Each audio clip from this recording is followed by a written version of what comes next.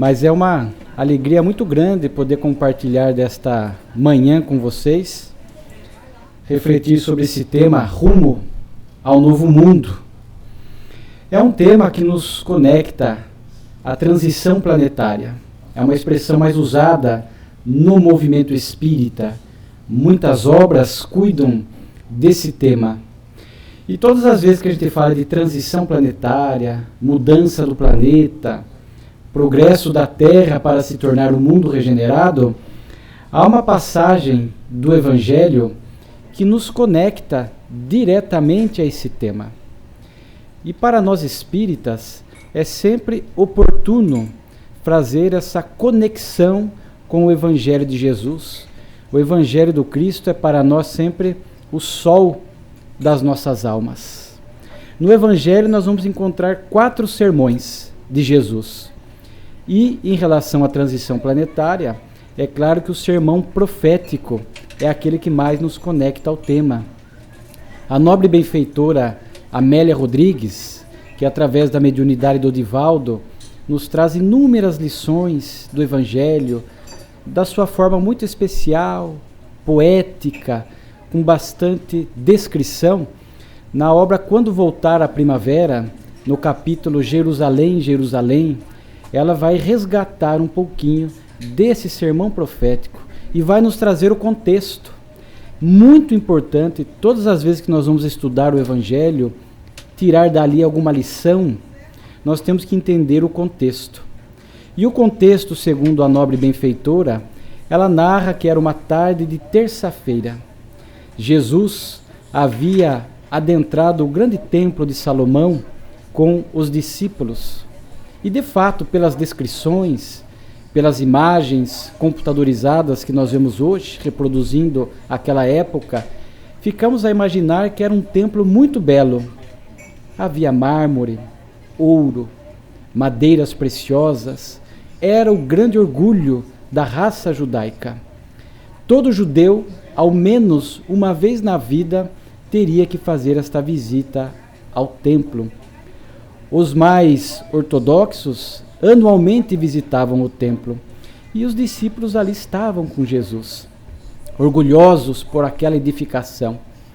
E um deles diz a Jesus: Mestre, vede que obra, que construção, que arquitetura, já na saída do templo. E Jesus diz: dia virá que não ficará pedra sobre pedra que não seja derrubada.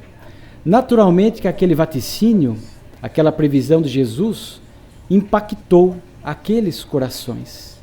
Amélia Rodrigues diz que naquele momento, na mente de alguns discípulos pairava: mas por que esse terrível vaticínio? Por que essa terrível previsão? E eles ficaram ali inquietos com aquela fala de Jesus. Saíram do templo, foram ao Monte das Oliveiras, ali próximo, de onde se podia observar toda Jerusalém, inclusive o Templo de Salomão, e os discípulos se aproximaram de Jesus para melhor entender aquela fala do Mestre. E perguntam-lhe: Mestre, quando se dará isto? Quais serão os sinais desses dias que o Senhor acaba de falar? E Jesus, diz Amélia Rodrigues, dentro da sua possibilidade, um espírito puro, de poder viajar um pouco adiante no futuro, rompendo os limites tempo e espaço, ele vai ali proferir o sermão profético, fazendo um parênteses para uma conexão com a obra da codificação, a Gênese. Nós sabemos que a obra A Gênese, na sua terceira parte, cuida desse tema transição planetária. E ali, a respeito de prever o futuro, Kardec vai nos orientar que quanto mais evoluído é o espírito, mais ele consegue acessar o futuro. Mas os espíritos, os benfeitores, são muito comedidos quanto a futuro. Quando nós falamos de Jesus, um espírito puro, naturalmente que era o espírito que mais teria condições de avançar adiante nesse futuro da criatura humana, da humanidade. Kardec traz um exemplo muito pedagógico. É como se fosse uma montanha. Quanto mais elevado é o espírito, mais alto ele está na montanha. E quanto mais alto na montanha, mais ele enxerga a planície lá embaixo. e pode ver as criaturas humanas, os viajantes caminhando, e pode ver os perigos. Ele vê os viajantes caminhando numa determinada direção, se seguir nessa direção, vai cair num buraco, vai encontrar um assaltante mais à frente, enfim. E Jesus pôde então, diante do seu alcance espiritual, fazer aquela previsão. E pedra sobre pedra foi de fato literal, porque 30, 35, 40 anos após, o general Tito invade Jerusalém, derruba o grande templo e não fica pedra sobre pedra. Mas naturalmente, a previsão do Cristo não era dentro dessa perspectiva material, era de uma perspectiva espiritual, moral. E quando perguntam a ele, então, quais os sinais, quando se dará isso? Sei que muitos dos senhores aqui conhecem o sermão profético.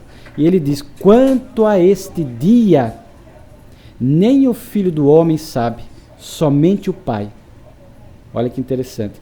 E a gente fica, às vezes, no movimento espírita com algumas especulações, data limite, data da transição, queremos delimitar um período ou uma data específica para a transição. Quanto a este dia, somente o Pai sabe. Então sabemos que este período de transição é um período mais longo, não há data certa.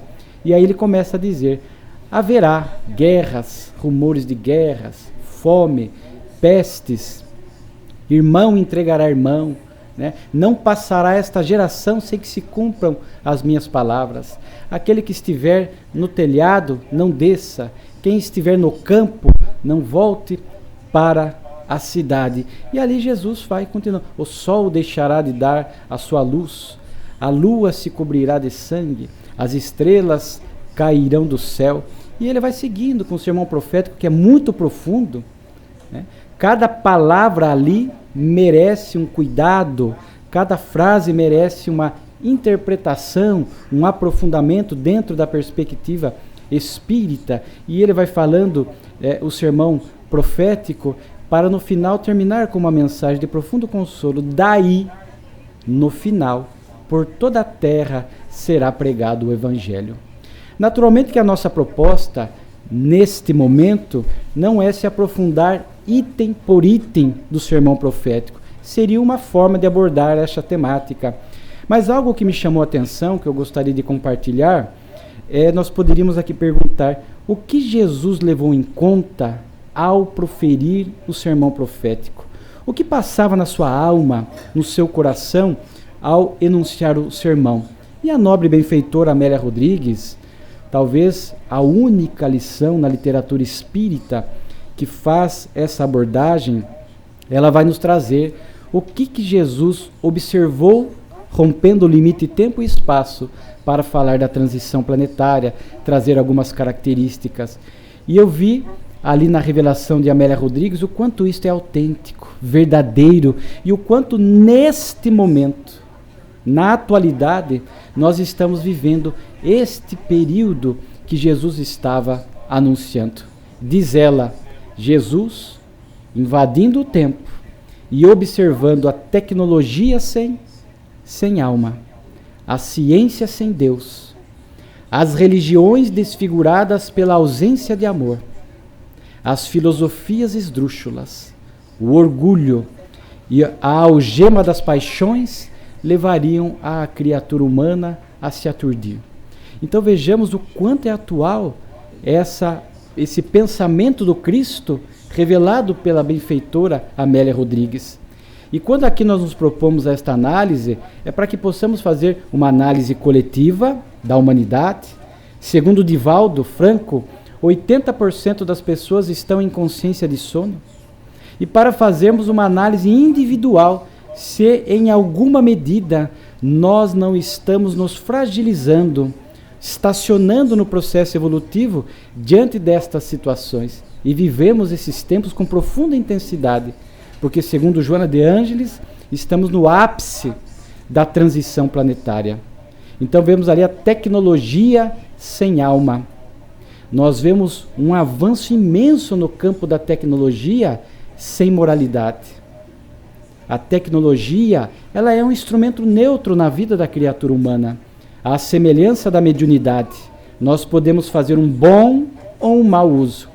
A tecnologia nos trouxe recursos inúmeros. Agora, mais recentemente, estamos convivendo com o ChatGPT, que promete uma revolução imensa no campo das pesquisas, no campo da empregabilidade.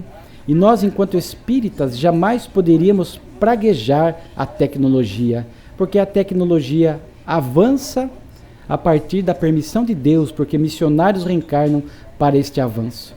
Mas a grande questão é a tecnologia sem alma, porque eu posso buscar a tecnologia, as redes sociais, a internet, para fazer um bom uso do meu tempo. Posso buscar uma palestra, posso buscar um texto que me instrui, posso buscar uma bela música, posso usar os recursos do ChatGPT para construir uma temática que vai me engrandecer a alma. Posso fazer isto. Aqui dando alguns exemplos apenas.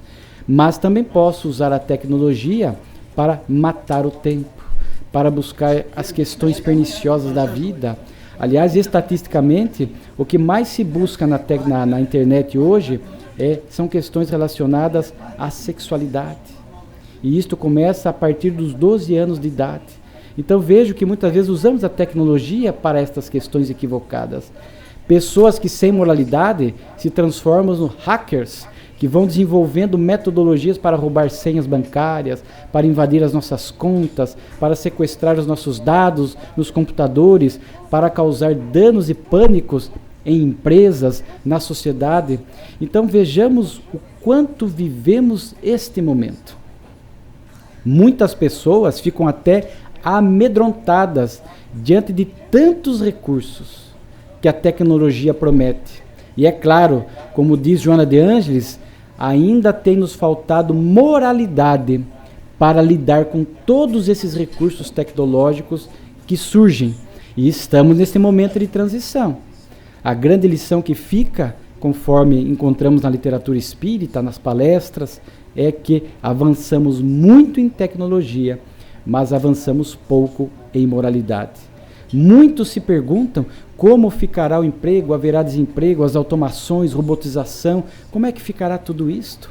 E o nosso olhar tem que ser um olhar de mudança para melhor. Outro dia uma pessoa nos perguntou sobre essa temática tão nova, robotização, inteligência artificial, se havia algo na literatura espírita. E existe, para quem quiser buscar, há uma obra do Divaldo chamada Atualidade do Pensamento Espírita, pelo nobre benfeitor Viana de Carvalho. A obra tem quase 20 anos. E lá tem um item informática. E ali ele já vai falar, sim, haverá esta automação dos serviços, porque muitos serviços pesados, braçais, já não são necessários no mundo de regeneração. Nós já não precisamos mais perder tanto tempo com questões braçais, para que sobre mais tempo para a nossa espiritualização, para o nosso progresso moral. Então é claro que haverá um período de desemprego, de ajuste, novos empregos vão surgindo, pessoas terão que se qualificar para se reenquadrar no mercado de trabalho, mas Viana de Carvalho traz algo que é um consolo para nós, porque muitas pessoas têm este medo. Talvez influenciados por aquele filme Exterminador do Futuro, né? As pessoas acreditam que um dia a máquina, a inteligência artificial vai se sobrepor à criatura humana e tomar conta da humanidade. Viana de Carvalho trata dessa questão e ele diz, não nos preocupemos com isso, porque sempre o homem comandará a inteligência artificial, as máquinas. Então, que não passem em nossos corações qualquer tipo de temor nesse sentido, que possamos nos moralizar, a fim de que possamos usar bem esses recursos para enriquecer intelecto e moralmente a nossa existência. Mas Jesus também nos fala a respeito, ele fala da ciência sem Deus. Ainda vemos, infelizmente, muitos cientistas, acadêmicos, materialistas, que não conseguem, como diz a canção, falar com Deus. Orgulhosos, presunçosos, acreditam que são detentores de um conhecimento e de um poder que está acima de tudo e de todos. Claro que não são todos, porque hoje existe um movimento pequenino de almas missionárias. Lembra no sermão profético? As estrelas cairão do céu. Almas iluminadas neste momento mergulham pela reencarnação a fim de ajudar este progresso da Terra, a fim de nos trazer bons exemplos, e mergulham em diversos segmentos da vida, estarão na religião, estarão na tecnologia, estarão na ciência, estarão em vários segmentos, e alguns têm reencarnado no campo da ciência, e naturalmente que têm trazido ali esta conexão com o divino. Então existem muitos cientistas que são teístas, astrônomos que olham o universo e falam: por detrás de tudo isto só pode haver Deus. Por detrás do Big Bang, a grande explosão, da onde veio a grande explosão? Aquela energia que estava condensada, que estava ali, e de um dado momento explodiu. Mas de onde veio esta energia original? Tudo parte de Deus.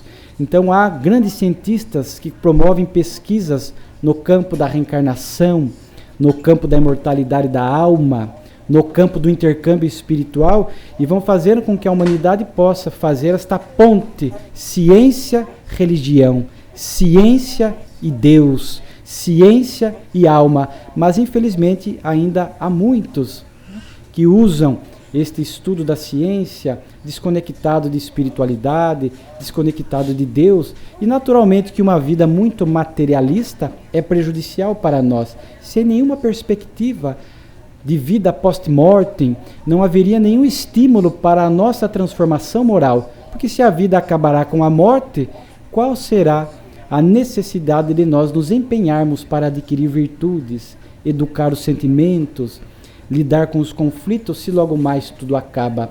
Então sempre a visão materialista da vida será muito prejudicial para a criatura humana. Hoje, vivemos neste rumo ao novo mundo tempos definidores e desafiadores, com certeza, porque talvez o que mais incomode o coração da criatura humana não seja o materialismo clássico daquelas pessoas que não acreditam na alma, que a vida é produto do acaso. Mas, segundo Camilo, benfeitor do nosso Raul Teixeira, talvez o que mais incomode as criaturas humanas seja o materialismo vivencial, comportamental. Eu acredito na alma, eu tenho uma religião, mas o meu comportamento cotidiano, ele é um comportamento materialista, mais preocupado em ter, em usufruir, em buscar os prazeres. Às vezes eu estou dentro de um templo religioso mais por formalismo e pressão da sociedade do que por vocação, do que por desejo de se transformar. Então veja o quanto Jesus conseguia realmente identificar as fragilidades da criatura humana e perceber que neste momento nós estaríamos vivendo esta confusão da ciência sem Deus, das religiões desfiguradas pela ausência de amor. Quantas religiões surgem, algumas realmente pregando o reino de Deus na terra, que prometem mudanças materiais na vida da pessoa, desconectadas da verdadeira vivência do amor, da verdadeira transformação moral. Há religiões, segundo Joana de Ângeles, que se transformaram em verdadeiras empresas, muito mais preocupadas com quantidade e arrecadação do que propriamente com qualidade e educação dos sentimentos. Até porque no sermão Jesus profético, Jesus também lembra, né? Muitos virão em meu nome, muitos falsos cristos surgirão. Então surgem aqui e acolá algumas religiões desfigurando a essência da mensagem de Jesus. E ele fala filosofias esdrúxulas. Eu acho que estamos vivendo muito estes tempos de filosofias esdrúxulas que vão trazendo verdadeiros conceitos para a vida que não guardam nenhuma afinidade com o Evangelho.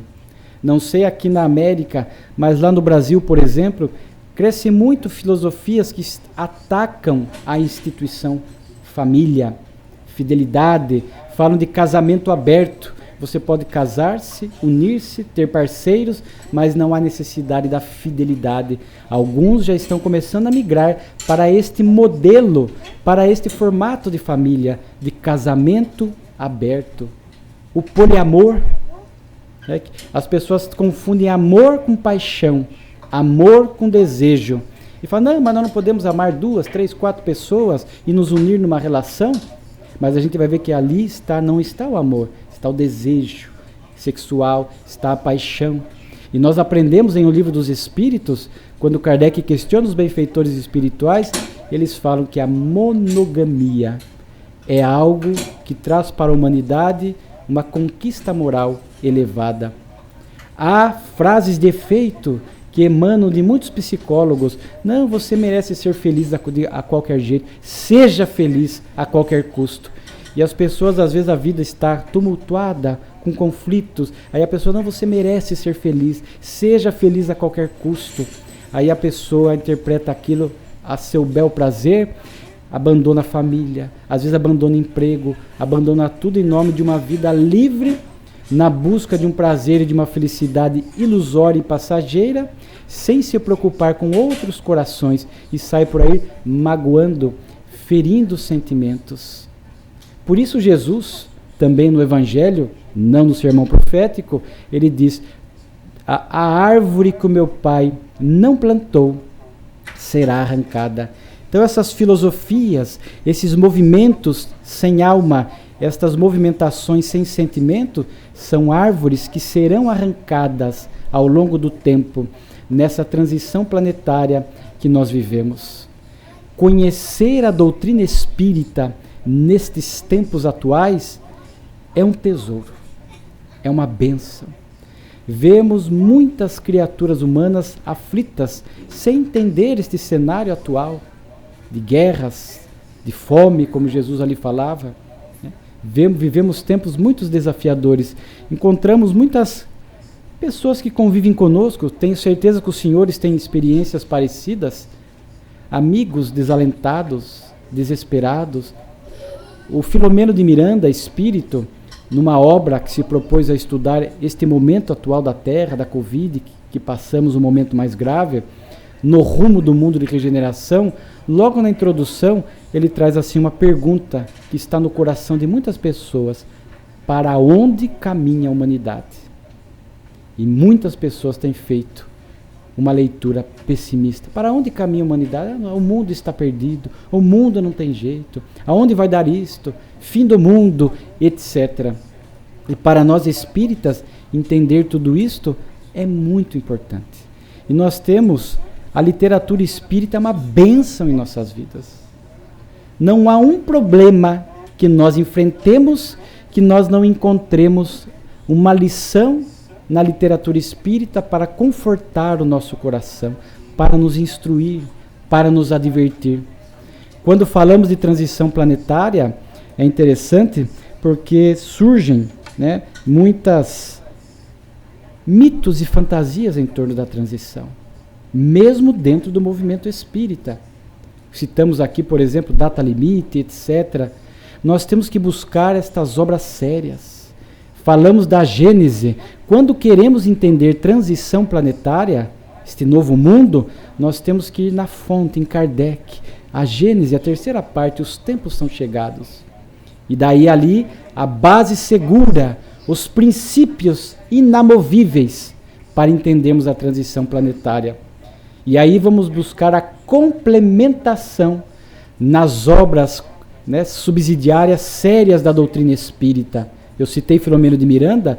Filomeno de Miranda, pelo Divaldo, tem uma quadrilogia, 4 livros: Transição Planetária, Amanhecer de uma Nova Era, Perturbações Espirituais, No Rumo do Mundo de Regeneração, que formam para nós, eu diria, entre aspas, um verdadeiro tratado de transição planetária, para que não possamos nos contaminar por mitos e fantasias e para que possamos entender verdadeiramente o que significa a transição planetária. E aí vamos estudando e vamos nos sentindo verdadeiramente consolados, porque vamos entender que por detrás de todo este aparente caos há um planejamento divino, há uma orquestração divina. A Terra, neste momento, está em concerto. Concerto com S e concerto com C. Concerto com S porque estamos neste momento de reparação, de aprimoramento, de conserto moral. E estamos em concerto com C, porque estamos nesta orquestração divina. A obra de Filomeno, especificamente, fala de todo este movimento espiritual que acontece. Nós, a partir da doutrina espírita, podemos ter uma fé raciocinada e objetiva em torno da transição planetária.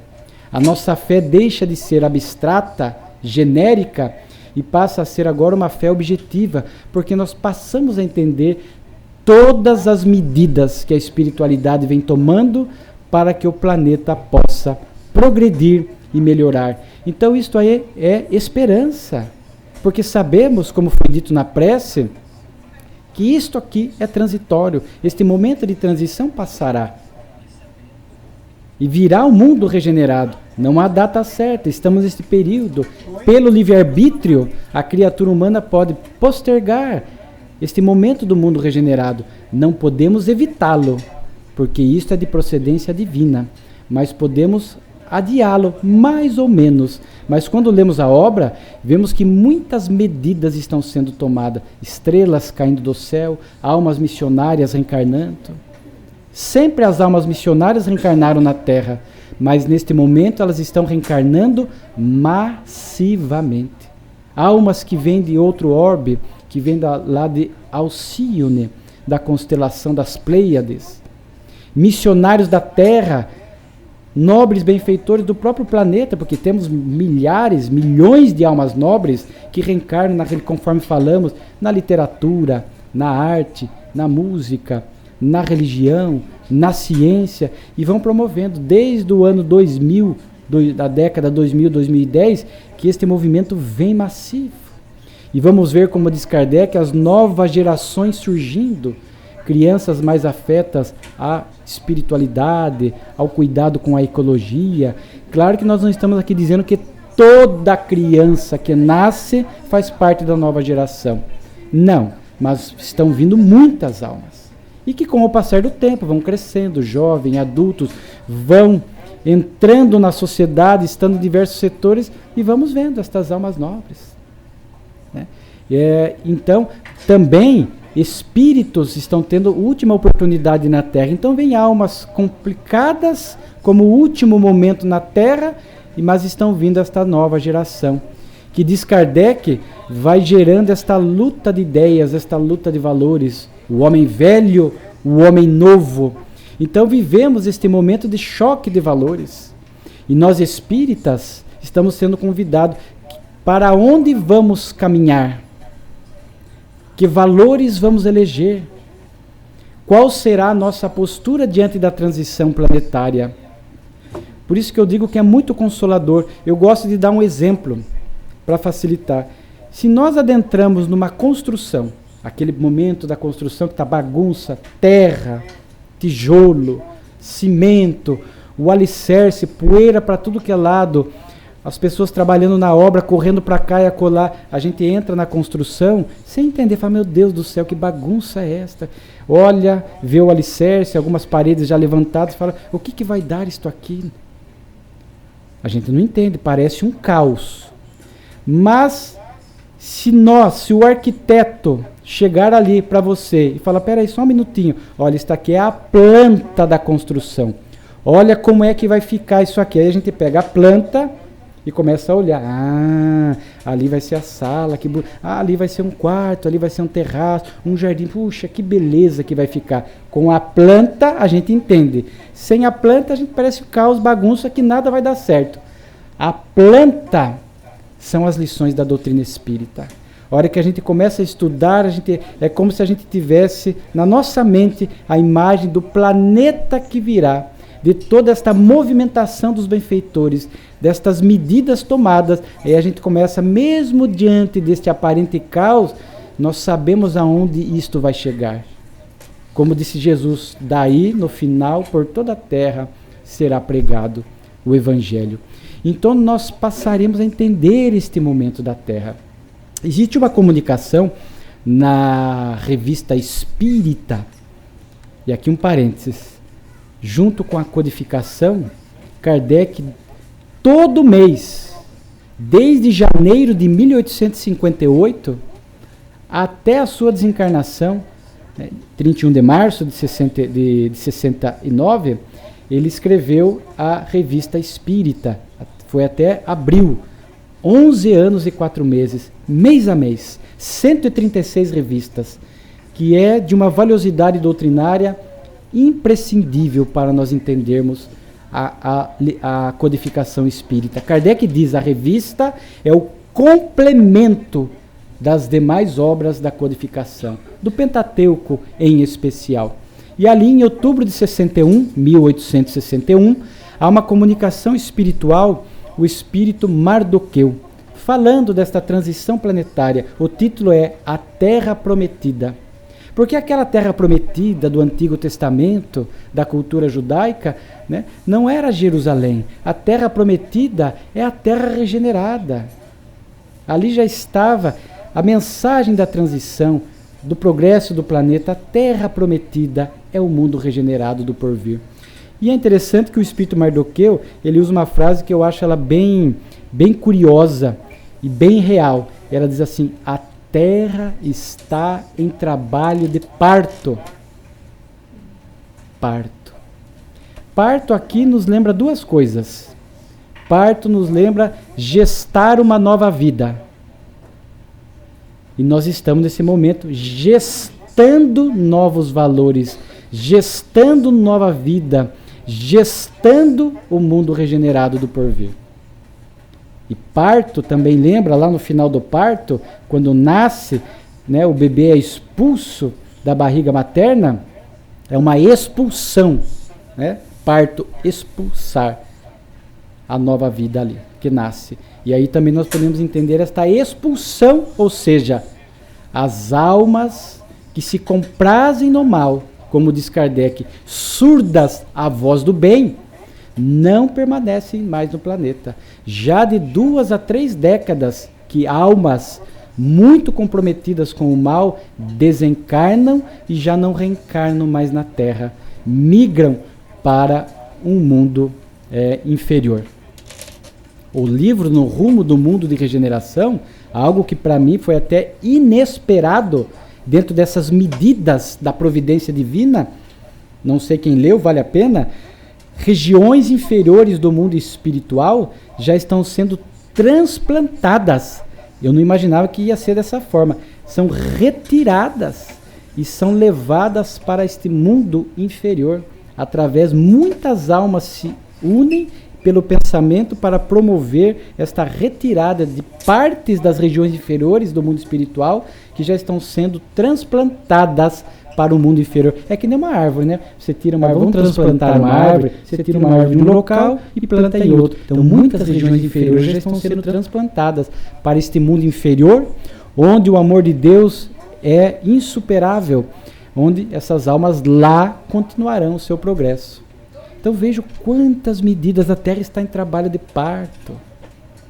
Então nós passamos a renovar a nossa esperança, entender a transição, mas é importante porque muitos de nós confundimos mundo regenerado com mundo feliz. Quando eu converso, às vezes, em grupos de estudo, né, em momentos em que a gente está cuidando dessa temática, o que acontece? As pessoas acham que mundo regenerado não vai ter dor, não vai ter sofrimento, todo mundo vai se amar, todo mundo vai se abraçar, acabaram-se os problemas da terra, um só rebanho, um só pastor, uma religião só na terra, todos os problemas estão... Não vai ter mais fome, não vai ter mais nada. Isto é mundo feliz. Vale a pena buscar o Evangelho segundo o Espiritismo, ali no capítulo 3º, quando vai cuidar destas muitas moradas da casa de meu Pai, onde o Espírito Santo Agostinho vai trazer os 5 tipos de mundo, ali no Evangelho, e vai falar mundo primitivo, provas e expiações, regeneração, felizes e celestes. E traz as características de cada um. Na Terra, provas e expiações, ainda o desejo do mal. E pudemos estudar numa palestra de sexta-feira, lá em Doral, essa questão do mal. Né?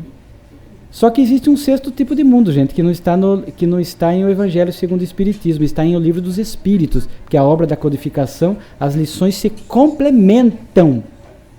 Mundos transitórios, que também está lá em O Livro dos Espíritos. Mas, enfim, só para mostrar o quanto as lições se complementam dentro da codificação espírita, e aí somamos a Revista Espírita. E ali, quando nós vamos ver as características de um mundo regenerado, a gente começa a entender, não é um mundo feliz. Lá fala, mundo regenerado.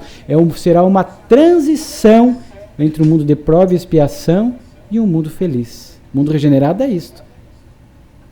Onde ali nós já iremos combater o orgulho, a inveja, o ódio, mas haverá provas a suportar, não com as dores pujantes da expiação, mas teremos provas a suportar. Notem que nós não teremos mais à frente. E quando eu falo mundo regenerado, não é no estalar de dedos. Para que se concretize um mundo regenerado, se estabeleça um mundo regenerado com todas as suas características, é séculos.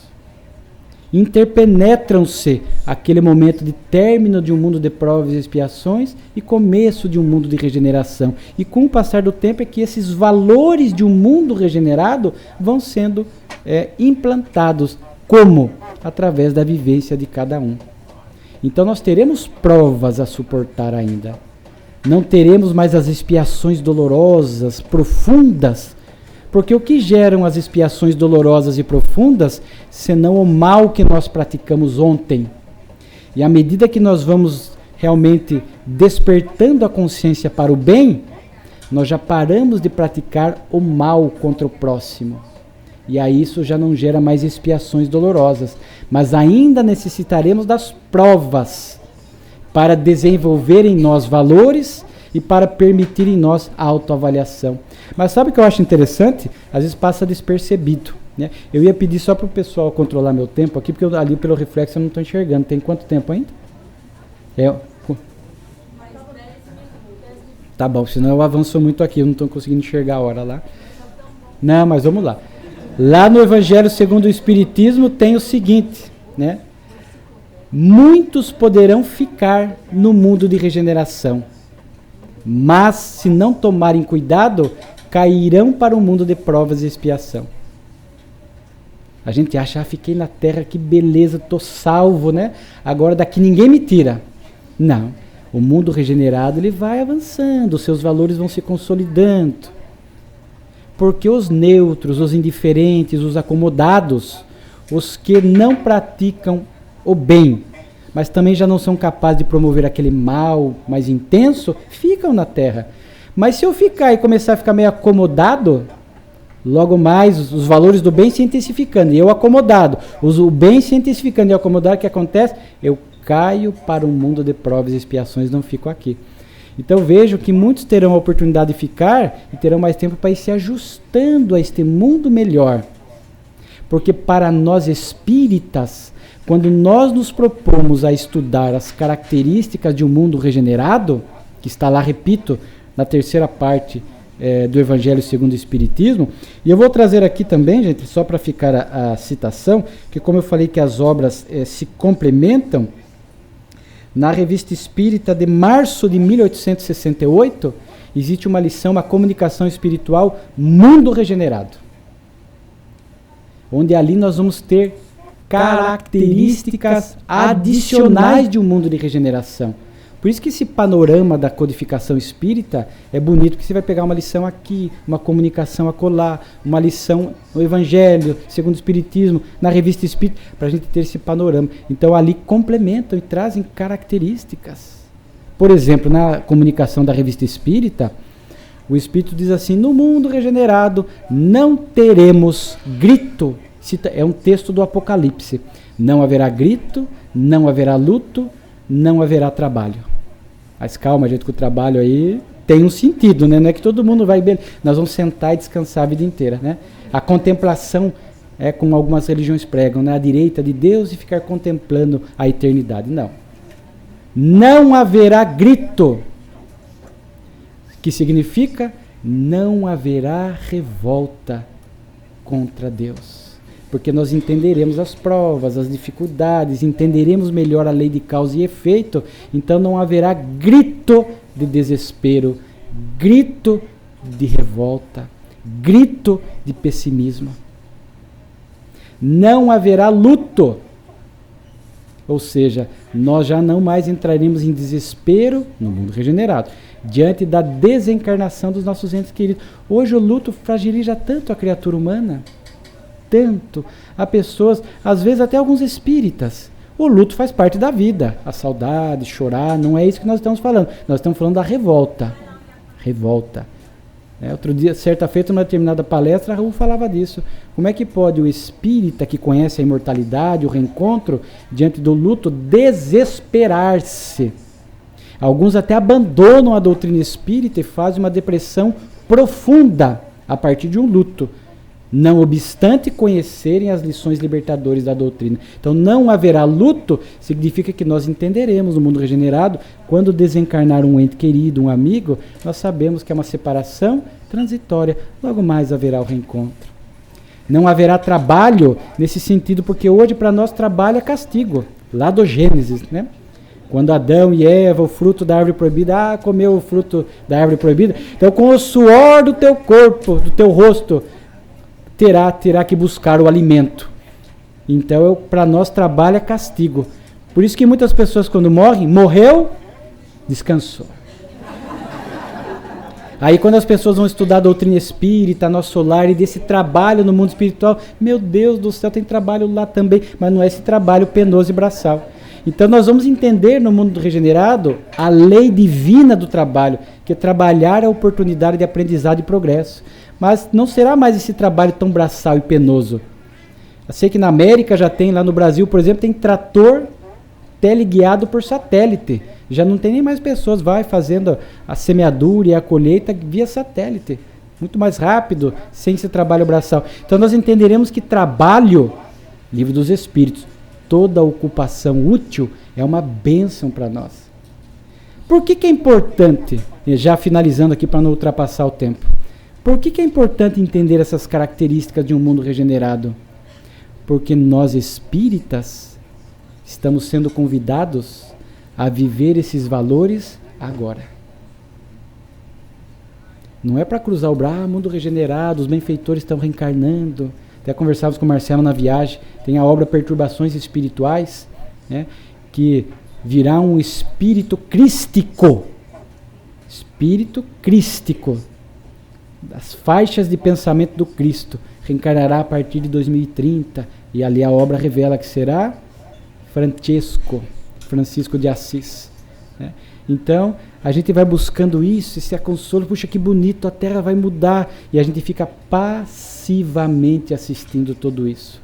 O espírito é convidado agora a entrar em sintonia com esse processo de mudança da Terra, sintonia com essa orquestração divina, sintonia com esse concerto, para que agora, aonde nós estivermos, no lar, trabalho, sociedade, nós possamos viver os valores de um mundo regenerado, trabalhando a favor do bem, vivenciando o luto com equilíbrio, com serenidade, com confiança do reencontro.